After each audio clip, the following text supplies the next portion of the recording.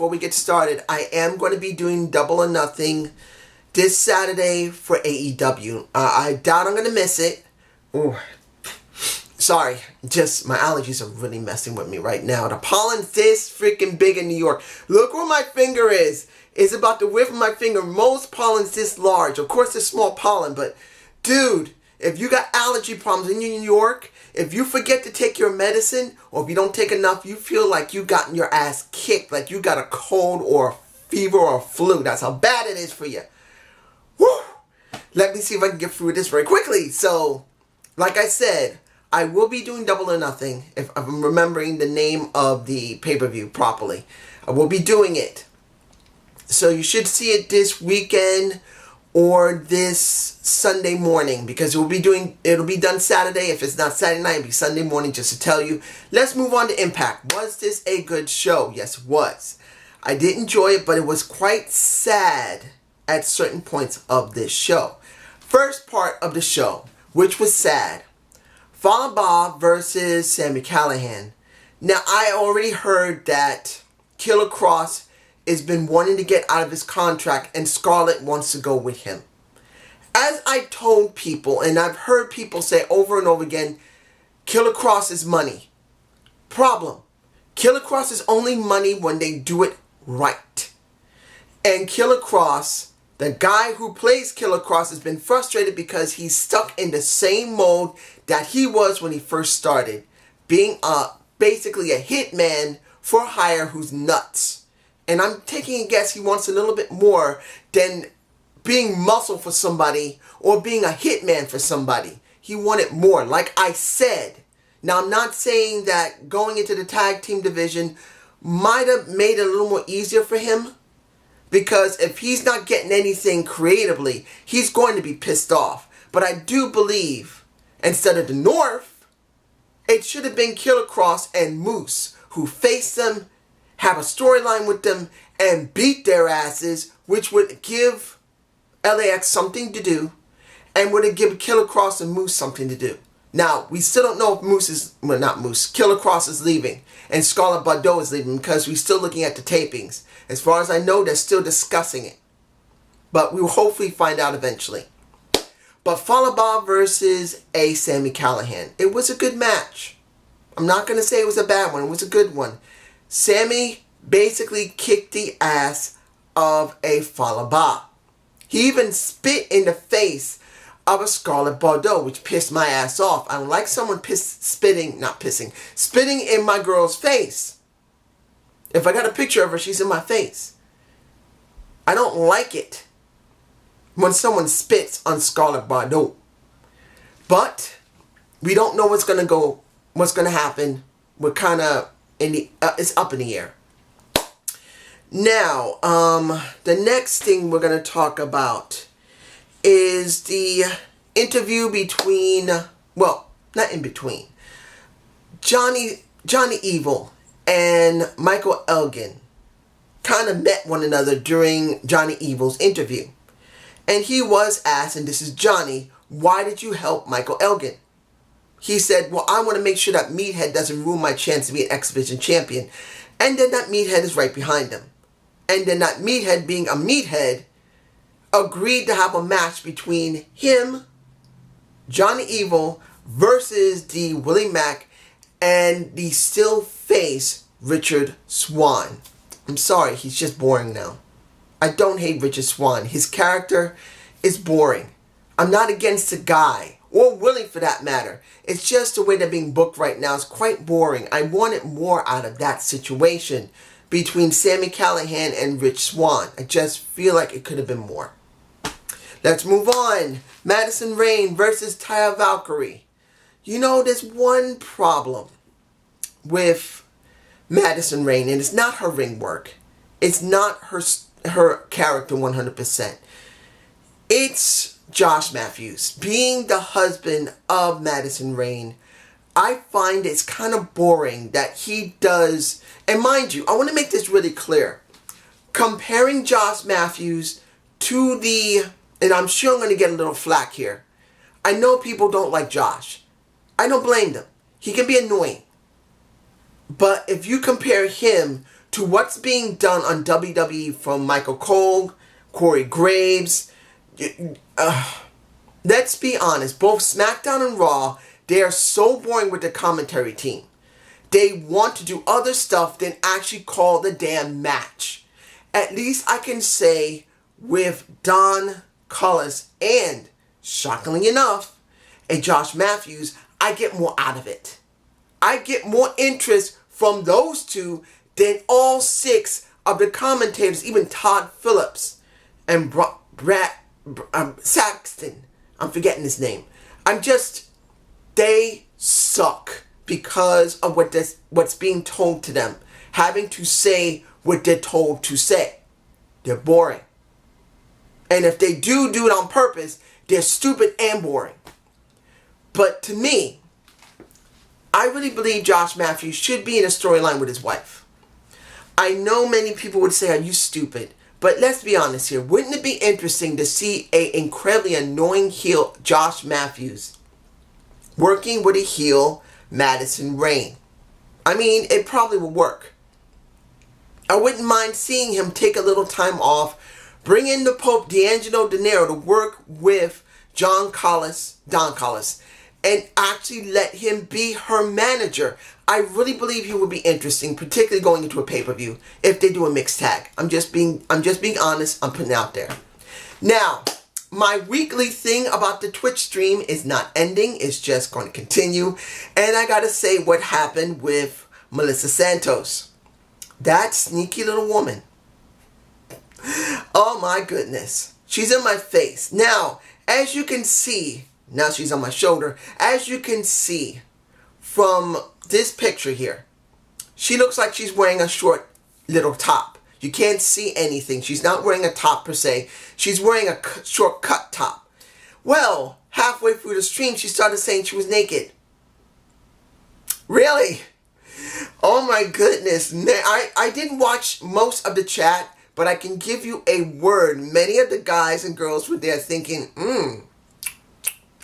she's in my face right now, thinking, what is under, what, can't she pan down just a little bit? Or a few people were saying, are you seriously trying to mess with us? How dare you mess with us and mess with our emotions and say you're naked? And at one point she said, oh, most of you guys care more about my leg than about me being naked.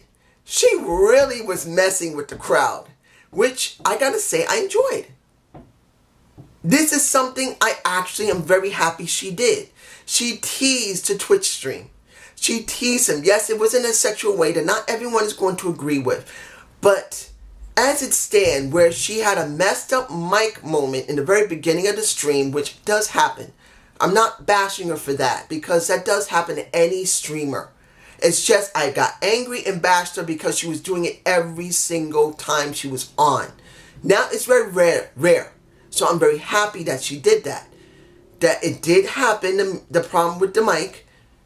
And then she did this to kind of make up for it, which really made the stream more fun.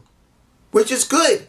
My compliments. I'm glad she did it. And I kind of hope she does something more spontaneous than just describe what's in the ring, describe the situation, and add a little bit more spontaneity to her character on Twitch.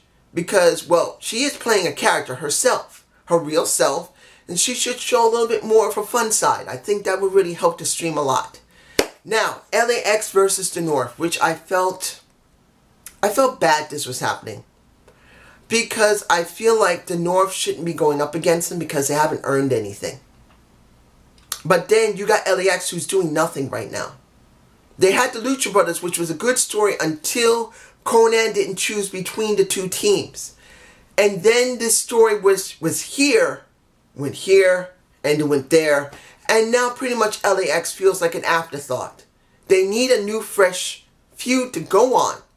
And since now what happened at the end of the show, I truly wish that, again, that Moose and Killer Cross had gone up against them. Two massively big guys against two medium to small guys, get their asses handed to them, and then after getting their asses handed to them, having to try and struggle back, because you've never seen Santana or Ortiz have to struggle against small guys? They've always gone up against guys their own size. And that's why I think it could have been a great dynamic. You should have had Killer Cross and Moose win the titles, and then LAX would have had a good feud. Something entirely different what they don't normally get. And I know people are going to say Hernandez is a big guy. Sorry, no. You don't count Hernandez. Yes, he was larger than them, but they knew how Hernandez works. So honestly, it wasn't something new for them. Now, was the match good? It was a good match, but still it was a sad thing when LAX won. Fatal 4-way for what? In the X division. I don't know if that's a #1 contenders match or not. Oh, I forgot. I can't rub my eyes. Allergies. Woo! Eyes are itching like crazy. Been itching all day and last night and the last night before that. Ooh, sorry. Breathe. Now, was this fatal 4-way for I was about to say X Division title when nothing was talked about. They never said this was a #1 contendership match. They never said this was X Division title. Of course, you would have to have Richard Swann there. But the thing is, it just feels like it needed something. Now, maybe I missed it, and I did not hear them say it's a #1 contenders match. But in the end, even though it was a great match, Ace Austin looked great. Dez won it, and I'm still a fan of Dez. I do like Dez.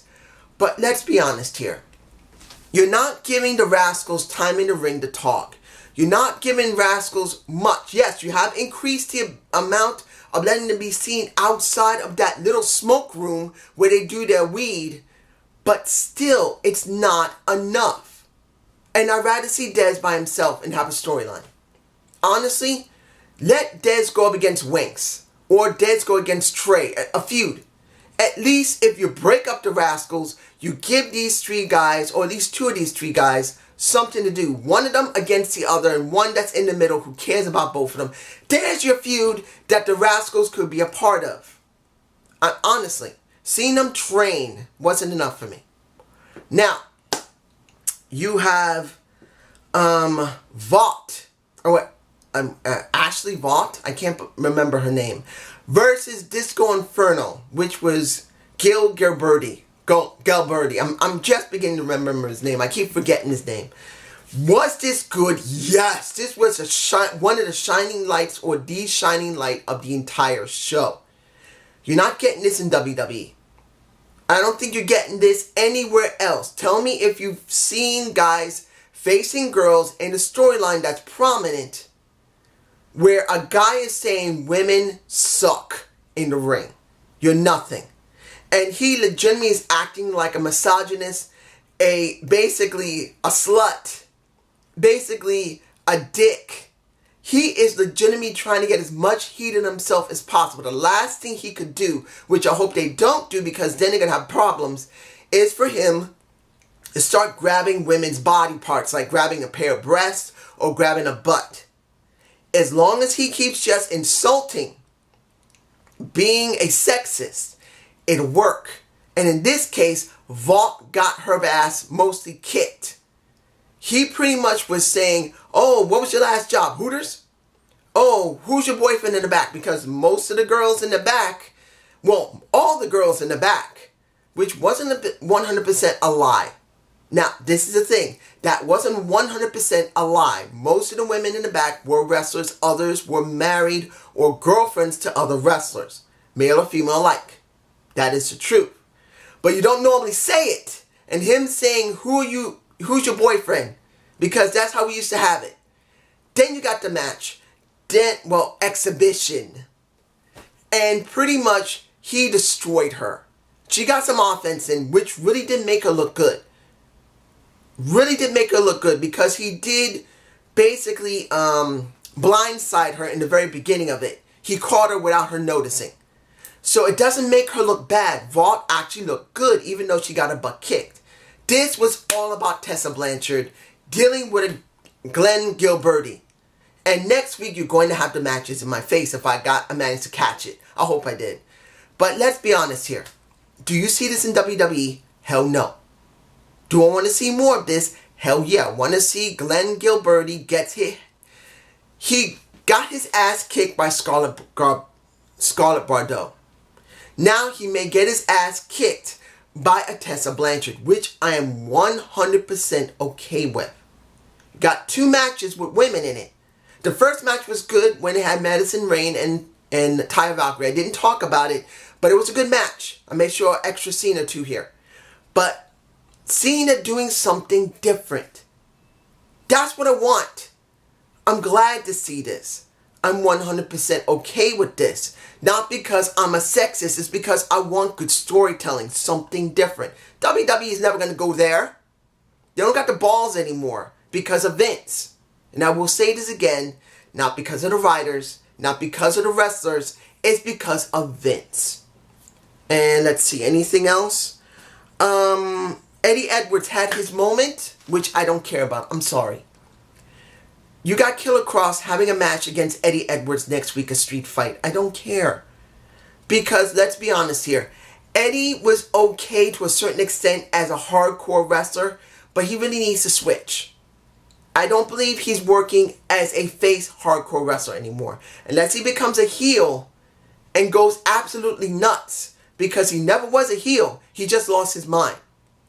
If he becomes a heel and becomes a hardcore wrestler that is a heel, maybe that'll be a nice change up. But as it stands now, he needs to either switch to a heel and stop doing the hardcore wrestling, or do hardcore wrestling as a heel. Killer Kross, you already heard the beginning. He's getting nothing out of this. This isn't about Killer Kross. This is filler. Filler for Eddie. Filler for Killer Kross. It really doesn't give us anything. Now, finally, old school. It's the best way to say it.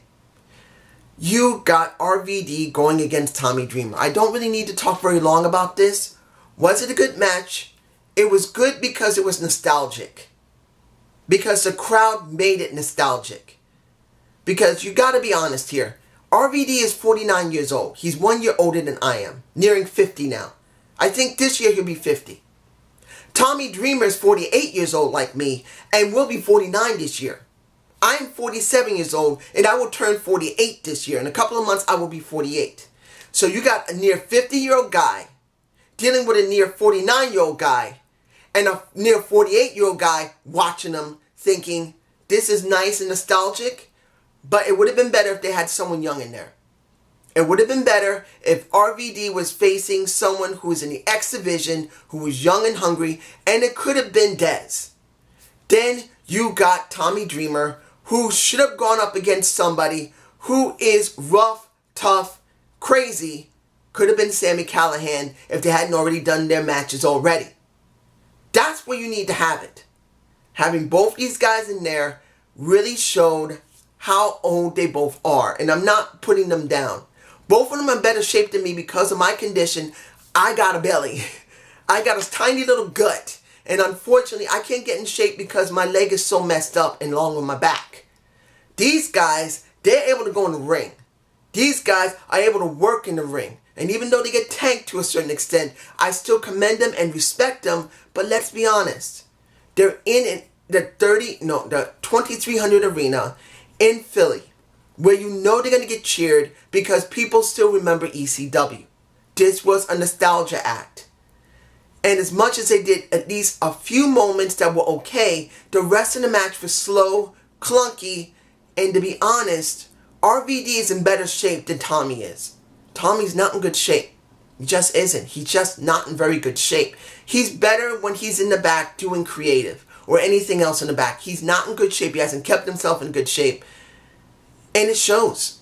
And I'm not against Tommy. I like Tommy. I love Tommy. But he's not in great shape to be going to the ring where he was. And in the end, even though RVD won, it just felt a bit empty. Because they could have put a younger talent there to put over that younger talent instead of trying to put each other over in this nostalgia act. And then the final part happened that I expected.